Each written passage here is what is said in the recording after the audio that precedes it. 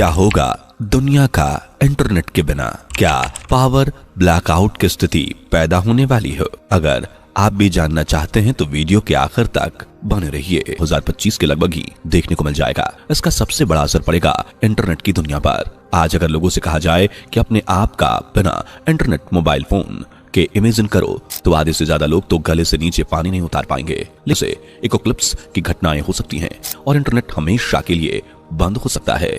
इतना ही नहीं, सदगुरु सहित तमाम भविष्यवक्ता और वैज्ञानिक कम रिसर्चर्स चीजें विस्की इस बात को कबूल चुके हैं कि जब जब सोलर फ्लेयर होते हैं और रहते हैं और टेक्नोलॉजी में आज काफी आगे बढ़ चुके हैं।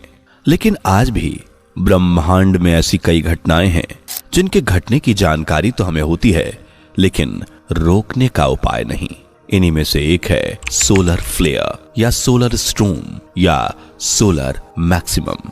सीधे शब्दों में कहें तो सूर्य पर जब भयानक विस्फोट के कारण तूफान उठते हैं, प्रकाश और हाई स्पीड के कण अंतरिक्ष में गिरते हैं तो उसे ही सोलर फ्लेयर या सोलर स्टॉर्म कहा जाता है। यूं तो सौर ऊर्जाएं लंबे समय से उठ रही हैं।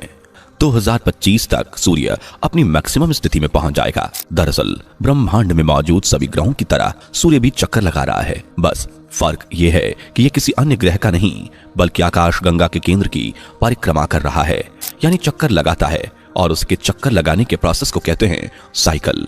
खबरों की माने तो सूर्य वर्तमान समय में अपनी 11वीं साइकिल में पहुंच जाएगा। एक सोलर साइकिल 11 साल का होता है, यानी हर 11 साल बाद सूर्य अपनी मैग्नेटिक फील्ड को बदलता है, जिस वजह से सूर्य के उत्तर और दक्षिण में जितना भी ध्रुव होता है वो भी अपनी पोजीशन को बदल लेते हैं। और इस दौरान भयंकर सोलर स्टॉर्म, सोलर फ्लेयर और डार्क स्पॉट जैसी घटनाएं देखने को मिलती हैं। हर 11वें साल जब सोलर अपनी मैग्नेटिक फील्ड को बदलता है तो उस स्थिति को सोलर मैक्सिमम कहते हैं। लोग लाइनों में लगे होंगे खाने के लिए, और मैं आपसे फिर कह रहा हूं कि ये जो लाइनों में आप देख रहे हो ये एक ट्रेलर है।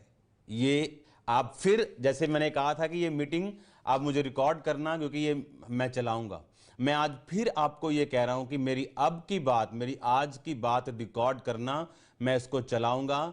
आने वाले समय में आपको इतना तैयार रहना पड़ेगा क्योंकि ये लास्ट वायरस नहीं है। इसके बाद भी चीजें आएंगी और वो इतनी भयानक होंगी कि सरकार को सोशल मीडिया बंद करना पड़ेगा, क्योंकि सोशल मीडिया पे उनकी बीमारी की इतनी भयानक पिक्चरें होंगी कि लोगों को अटैक होने शुरू हो जाएंगे, पैनिक, घबरा जाएंगे लोग, और सरकार को सोशल मीडिया बंद करना पड़ेगा। पर बाइबल कहती तुम्हारा मन व्याकुल ना हो। क्यों? क्योंकि शैतान का मसीही लोगों के ऊपर, खुदावंद के लोगों के ऊपर कोई भी अधिकार नहीं। परमेश्वर, बाइबल कहती है, अपने लोगों से आने वाले समय की बातें करता आया। परमेश्वर ने कहा अब्राहम में से मैं कुछ छुपा के रखूं जो मैं करने वाला हूं। अब्राहम जो मेरा दोस्त है, बाइबल कहती वो अपने दासों पर अपना मर्म प्रकट किए बिना कुछ भी नहीं करेगा। परमेश्वर, जो मैं आपसे कह रहा हूं कि ये सिर्फ एक ट्रेलर है। आने वाले दिनों में लोग बेसिक्स के लिए लड़ेंगे, खाने के लिए लड़ाई होगी, राशन मिलना बहुत बड़ी प्रॉब्लम होगी, लेकिन ये अंतिम दिन होंगे जब कलीसिया उठा ली जाएगी और उसके बाद का ये सीन होगा। और परमेश्वर आपको दिखा रहे हैं कि आपको तैयार रहना है। आपको एक दिन आएगा जब यीशु मसीह हमें रैप्चर हो जाएगा और कलीसिया एकदम से, क्रिश्चियन लोग गायब हो जाएंगे और स्वर्ग की ओर चले जाएंगे। उसके बाद ऐसे दिन आएंगे कि लोगों के पास एक खाने के लिए उन्हें मोहरें लगवानी पड़ेंगी, और उस समय जो तो विश्वासी अभी पूरे हैं वो तो चढ़ा लिए जाएंगे स्वर्ग पे, लेकिन जो पूरे नहीं उन्हें सेकंड चांस मिलेगा। लेकिन वो सेकंड चांस उनको अपनी मौत में से होकर उद्धार में प्रवेश करना पड़ेगा। आज लोग समझ रहे हैं कि पिछले सालों से पवित्रताई का प्रीच चल रहा है, हमने सालों से पवित्रताई का प्रचार सुना लेकिन माना नहीं। अब वो दुखी हो रहे हैं क्योंकि उन्हें मालूम है कि परमेश्वर न्याय कर रहा है, परमेश्वर जज कर रहा है लोगों को।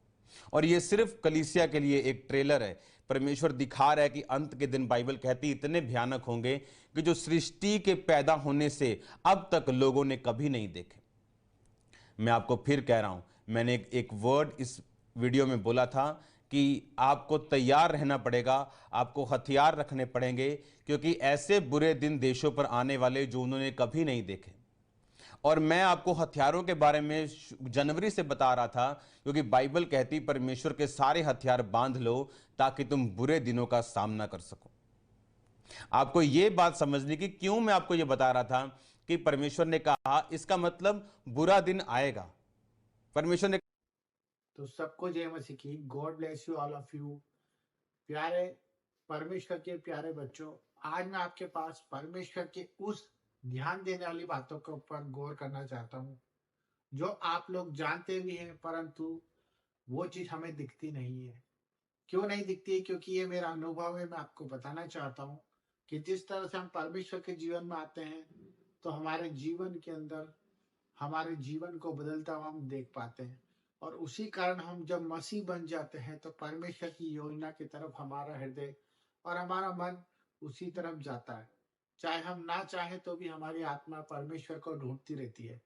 परंतु होता क्या है, मैं जो चीज आपको ध्यान देने वाली बात बताना चाह रहा हूँ वो ये है कि जब हम नाना प्रकार की बुराइयों में पड़ जाते हैं, नाना प्रकार के कठिनाइयों में रहते हैं, हम प्रार्थनाएं करते हैं, उसका जवाब नहीं मिलता।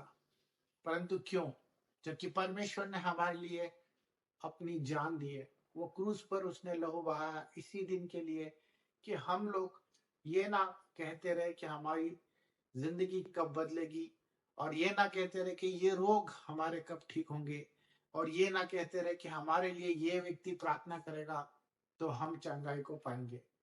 ये सब चीज का उत्तर हमारे अंदर ही है, क्योंकि परमेश्वर ने हमें जब चुना था तो उसने हमें ये नहीं देखा था कि हम किस रूप में हैं, किस स्वभाव में हैं और किस प्रतिक्रियाओं पर जीवन जी रहे हैं, परंतु उसने हमारे हृदय को जांच लिया था। उसने हमें हमारी माता के गर्भ से वचन के अनुसार हमें चुन लिया गया था।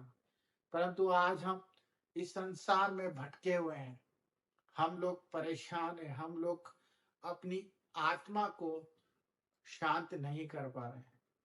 पर उसका कारण क्या है? हम क्यों अवेयर नहीं हो पा रहे? क्यों हम अपनी प्रार्थनाओं को पूरी तरह से होते हुए नहीं देख पा रहे? इन सब के ऊपर मैं आपको वो चीज बताना चाहता हूँ जिस पर आप ध्यान देंगे और परमेश्वर के जीवन में अपनी सफलताओं को, अपने छुटकारे को और अपने उद्धार को पा लेंगे। तो मेरे भाई बहनों, आप सबसे मेरा निवेदन है कि इस वीडियो को पूरा देखिए, लाइक करें, सब्सक्राइब करें। मैं आपको वो वचन के द्वारा बताने जा रहा हूँ जिसके द्वारा आप पहले से छुड़ाए गए हैं। मैं ये भी जानता हूँ कि आपको सब पता है, परंतु मेरा बताने का फर्ज है।